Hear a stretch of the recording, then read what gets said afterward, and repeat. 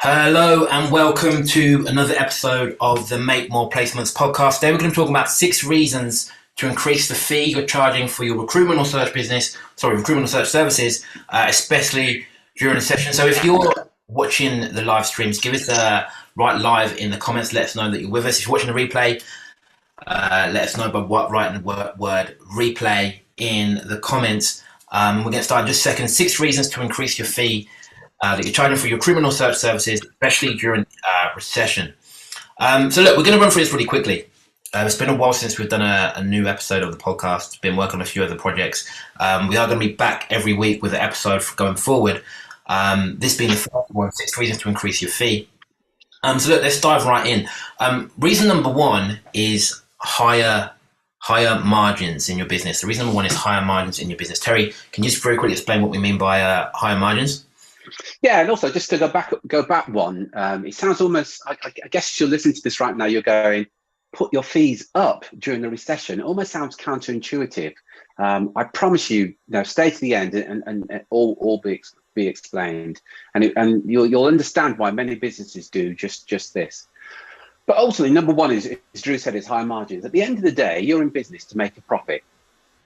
There is no other reason. You didn't set up your own business to work long hours and earn less money. You're in business to make a profit, and there's nothing wrong with that. There's nothing to be embarrassed about making a profit. That's what all businesses are there for, to make a profit. And here's the other thing worth considering: your recruitment service right now, your costs stay relatively the same as you're operating. The operating costs remain pretty much the same. Sure, if you're bringing a consultant, there might be some increase, but you expect a return on that consultant. Perhaps some additional software, whatever, but overall, it's pretty consistent. So what that means is the higher the fee you charge, the greater the profits. Kind of makes sense. And what that means is the more profits you have, the more money you have in your bank account. The more money you have in your bank account means that you can either reinvest it in the business again if you want to. And I recommend that you do some of that, but also you're in business for you and your family. What this means is your family benefit from this. If you've got children, it means a better life for them. It means a better lifestyle for you. But you only can do that if you've got greater profits. You can't think, well, I'll reduce the profits. And because the moment you start to reduce the profits, you're reducing the income that's coming into the family. What you're really saying is my family are going to have to suffer. My children are going to have to suffer. My partner's going to have to suffer because I've made the decision to reduce my profits. It's not a good idea. And I know it sounds counterintuitive, but I promise you, you're better off. And we'll give you some other reasons a bit later on as to why you're better off to charge higher fees in your business rather than lowering the fees. Anything to add to that, Drew? Yeah, I think just one thing to add. I think the more profitable you are as a business, the bigger safety net you've got as well. I think especially during a recession, the businesses that are gonna ultimately fail during a recessionary period are going to be the ones who struggle with cash flow and struggle with profitability. And I think let's assume that if a recession happens or we're in a recession, let's assume that you win less business. Let's just assume that for a second. I'm not necessarily saying that's true, but let's assume that it is. If before the recession hits, you're already selling close to the wind, you're already just marginally profitable or you're not profitable at all, it's going to be a bigger hit. So again, higher margins means more profitability, which gives you that extra safety net as well. Terry, does that make sense?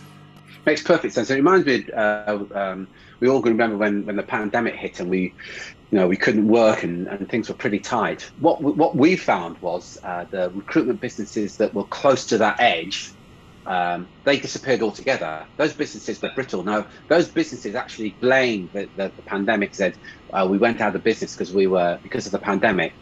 The fact is they went out of business because they were so close to the edge. There was no room in there whatsoever for when things slow down because their fees were low. So look, we should always take lessons from what happens in the past. So there's a lesson there straight away. The pandemic came just like that. And and I know that many recruitment and search businesses disappeared altogether. What you also know is that other recruitment and search firms thrived during the pandemic and came out of it even stronger. It's worth you looking at what they did and what the difference is between those two. There's some lessons there for you, without doubt. 100%. So let's move on to reason number 2. Reason number 2 is that you need fewer clients to hit your income goals. So reason number 2 to raise your fees, especially during a recession, is that you need fewer clients to hit your income goals. So again, Terry, can you just explain what we mean by that? Yeah, we're working with clients that will do $1 million a year, be it American dollars or US pounds, and the common denominator with those guys that are doing those kind of numbers is their fees are high. And what that means is that they're invoicing 60 to 90,000 a month every month consistently, but their placement fees are 30, 40, 50,000. So ultimately, they may only do 2 placements but generate 80,000 if they're getting fees of 40,000. If you've got fees of 2,000, I think you get the message here. You'd have to do 40 placements that month to do that. So ultimately, what happens is not only do you need fewer clients to achieve your income goal, you actually work less as well, because you've got a choice. You can do 2 placements a month, or you can do 40 placements a month. Ultimately, it's always going to be your choice. But if you've got higher fees, what it does mean is you need fewer clients, and you'll make fewer placements each month, because you don't need to if your fees are high enough. Does that make sense, Drew? Makes perfect sense. And I think, again, if we look at, especially during a recession, again, assuming that it's going to be harder to win business, wouldn't it be better that we didn't need as much business? That every client that we won, every placement we made was actually worth more to the company than it was if we're charging a lower fee. Also, I think it's worth mentioning as well, and this sort of links to the number 1, higher margins, is that to make 2 placements per month compared to making 10, there's less infrastructure you need, fewer overheads. Think about the team you might need, the technology you might need behind you to make 10 placements per month versus making 2.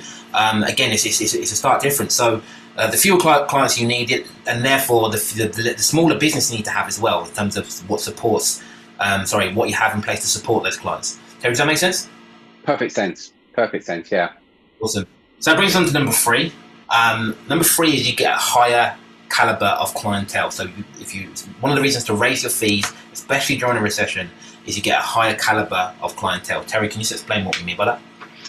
Yeah, and let me add to that. Not only a higher caliber of clientele, but also a higher caliber of candidates as well. Again, if you use the scenario of the guys that are doing $1 million a year, so they're recruiting board level positions. So they're operating with, in terms of clientele, they're operating with maybe the HR director or the CEO within those organisations. Or you've got a choice. You could recruit, let's say, warehouse staff. And I want to be clear, I'm not belittling or bad-mouthing warehouse staff who are earning, say, 25,000 a year, which means that you may get a fee of 3,000 or 4,000 for that placement. But ultimately, you do have a choice whether you get a fee of 3,000 or 4,000 or a fee of 40,000. But the high caliber client, they tend to treat you in a completely different way. They treat you with a lot more respect as well. So there's less hassle as well. These clients are serious about the type of person that they want to bring in. Added to which, your service isn't seen as merely a commodity. Look, at certain times of year, a warehouse needs an additional 10, 20, 30, maybe even 40 members of staff in that warehouse. And all they want bums on seats, to put it crudely. And one recruiter to their argument is there isn't much difference.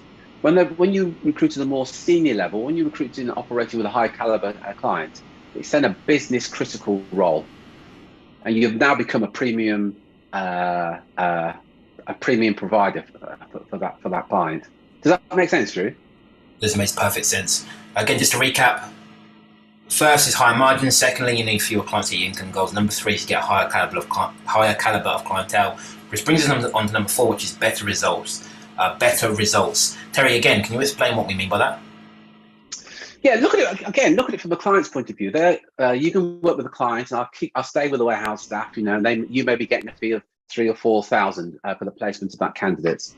Often at that level, you're working on contingent, so you're not the only one working on that job role. You're competing with other recruiters. The guys that are doing $1 million a year, they tend to work on a retained basis, or certainly exclusive. So they're working exclusive with that client. But think about this for a minute. If a client has paid one of our clients 20,000, purely for the retainer up front. Do you think this client's going to cancel meetings or reschedule?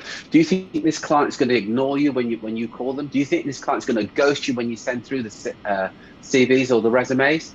Hell no, because you're going to get your client's paying for a better quality service, so they're going to treat you accordingly.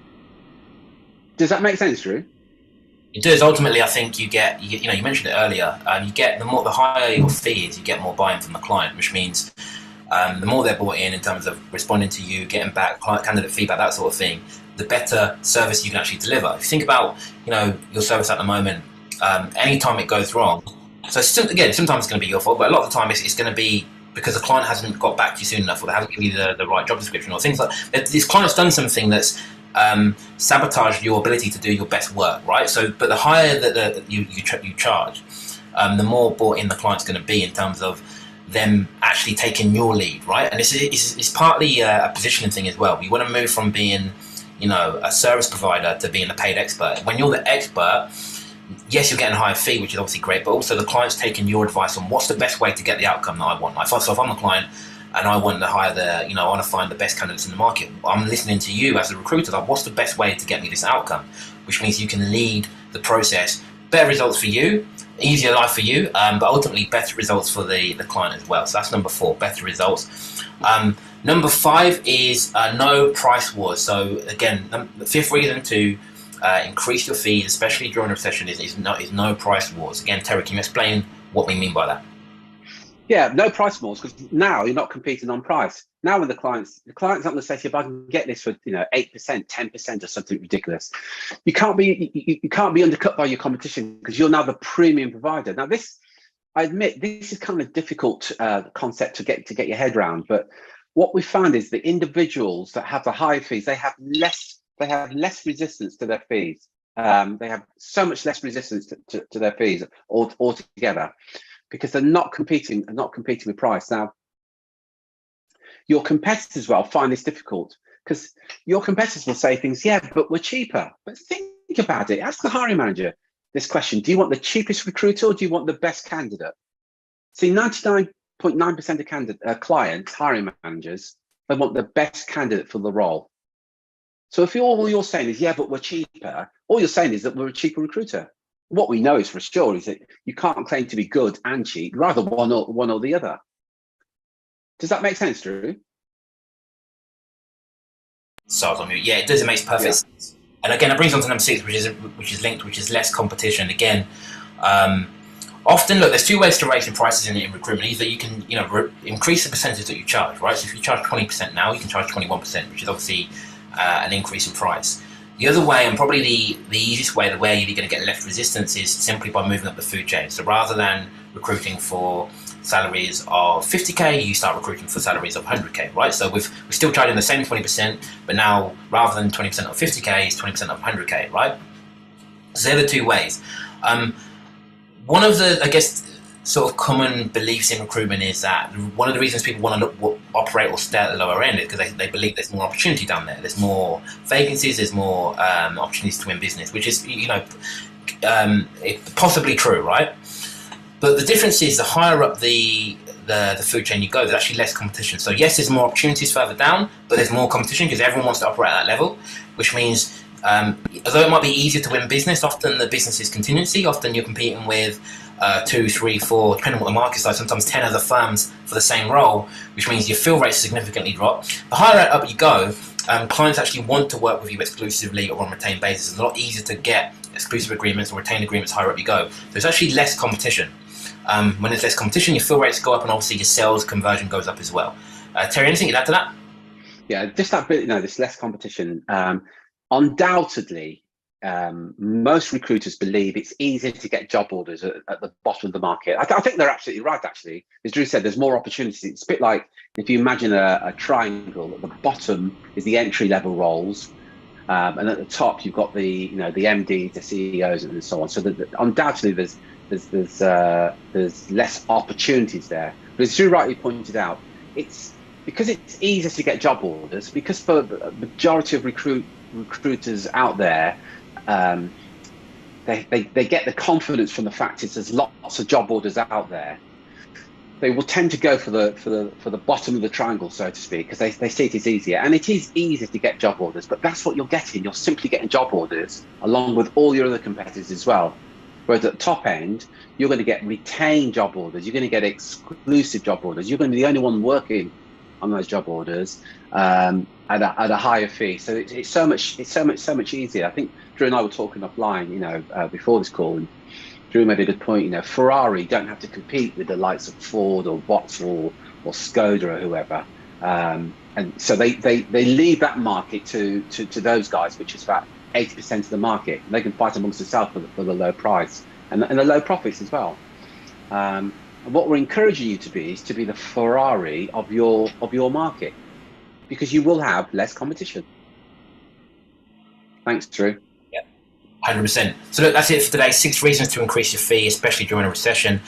Listen, if you found this, if you listened to this, or you're watching this and you found it useful, it's likely that someone you know will also find it useful. So remember to share, spread the word, like, comment, subscribe. But yeah, we will speak with you next week. Until then, take care, take action, and be relentless. Be relentless. Cheers, folks. Bye.